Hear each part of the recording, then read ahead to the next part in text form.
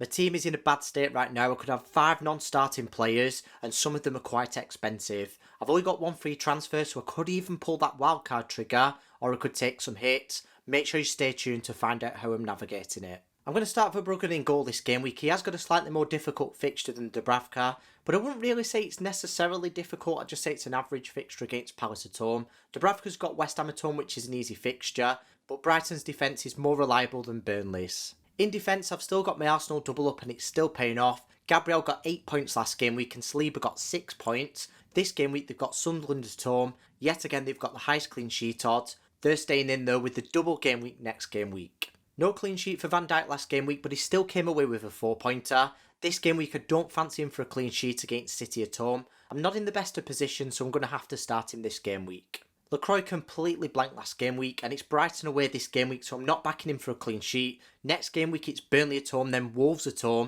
It doesn't come much easier than that, so he's going to stay in my team for now. But he does blank in game week 31 and he has got a difficult fixture in game week 28 against United away, so I'm going to want to sell him at some point. Something that adds to the case is the fact that Palace defence is weaker since Gueye left, so I do want to move him on. Surprise, surprise, Arsenal are right at the top of the defensive ticker with a double game week in game week 26 and a very easy fixture in game week 25 this game week as well. It's completely viable to go with a triple up, and I would say it has been all season because the defence is that strong.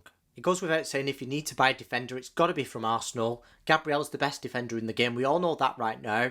And usually I would suggest going for Timber over Saliba because there's a higher upside. But recently in the training pictures he wasn't included, so there is a bit more of a risk there. So make sure you look out for Arteta's press conference. That will be heard after this video. If you need to buy a goalkeeper, Raya for 5.9 mil is completely fine right now. Even his points per million should be quite good with a double next game week. If you've already got an Arsenal triple up or you need to go cheaper, I do think Jose Sa is an option in some cases. He's only 4.2 mil and there's not much volatility in the points in the goalkeeper position because the ceiling's so low. So he's not a bad option. He should give you decent points per million because he's got that additional fixture and you could invest that money in the rest of your squad. One thing I really like about having a double game week goalkeeper is when it comes to the blank game week in the alternative, you could just go ahead and bench them and play your other playing goalkeeper, which is more than likely going to be Dubravka. Unlike most game weeks, my bench is crucial this game week. Estev's got West Ham at home and that's not a bad fixture for him to step in. I do expect him to step in and you will see shortly why.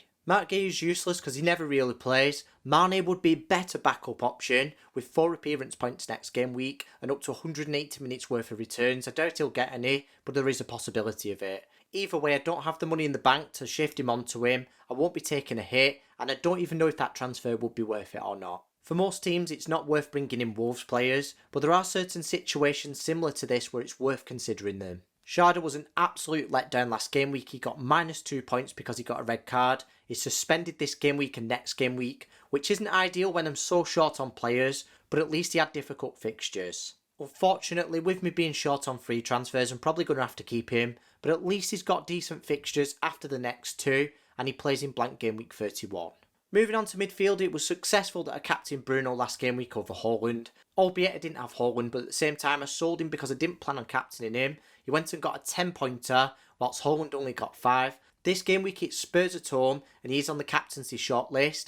I'm not going to spoil the best captain video, but Palmer's on the shortlist as well with a very easy fixture against Wolves away. Unfortunately, he blanked last game week. It was a disaster of a game week last game week. Saka got injured in the warm-up and he was going to be my captain possibly this game week and definitely next game week. There is a chance he could still play this game week or in the double, but let's just see. I'm going to wait for Arteta's press conference, but right now it's not looking promising. I am probably going to have to sell him and I will discuss that at the end of the video. I'll be honest, I didn't expect Gordon to score at Anfield last game week. At the same time, I could see the upside though. He was playing out of position and he was on penalty duties. He came away with a 6-pointer and he did actually feature for 90 minutes. But right now he's flagged in the game. This is being recorded before the press conferences. That's another player that might not start for me this game week. But right now I'm probably going to have to keep him. Taking a look at the fixtures from an attacking perspective, if you need to buy midfielder and you've not already got Bruno, like I mentioned earlier, right now is probably the best player in the game with Haaland having a blank coming up. If you've already got him, you could take a punt on Palmer.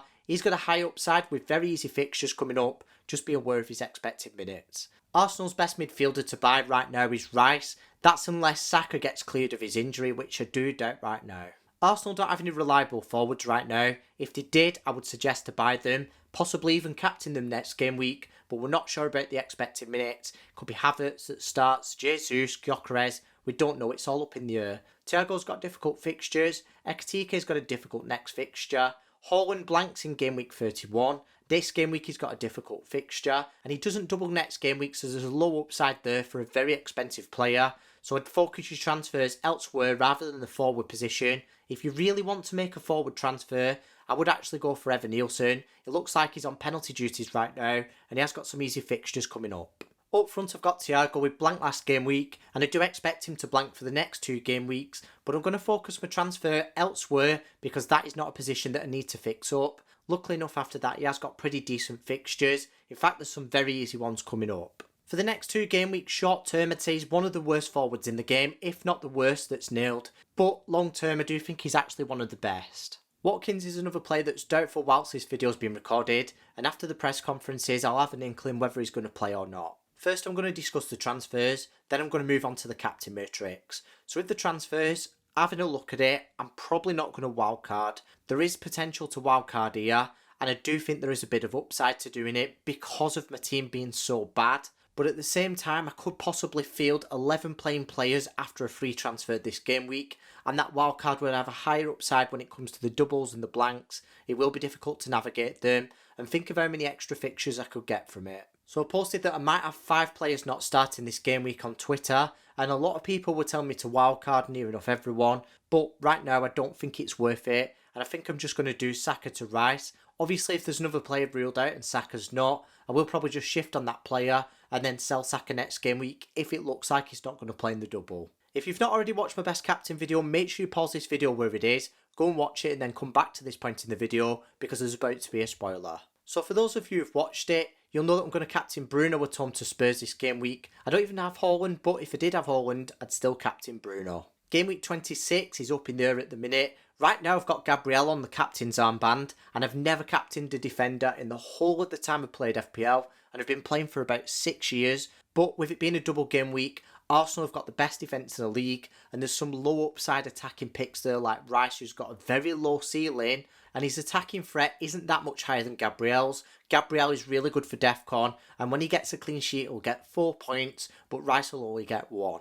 At the same time, Rice can get defensive contributions himself, and his attacking threat is still higher even though it's not by much, so I do think he is worth considering as well. Hopefully Palmer's looking fully match fit in game week 27 because he's got Burnley at home, the worst defence in the whole league, and he is someone that can still have a high output, he's just not done it much this season with his injuries. Game week 28 is probably the first game week where I'd consider buying Haaland back. He's got Leeds away and I do think he is possibly the best captain that game week. Bruno's got Palace at home and that is a very close call. He's actually got the higher points projections, so let's not rule him out. Make sure you subscribe so you don't miss any of these best captain videos. Only game week 25 is locked in. Also, you don't want to miss any of the team selection videos. There's a good chance I might not even buy Haaland back in game week 28 until after game week 31 because that's a blank game week. And like I said when I sold him, it's poor value for money if you're not going to captain a player, and I don't really have many plans to captain him. So far he's only had a blank and an assist. Let's see how it goes from this point onwards, but it's a difficult fixture this game week.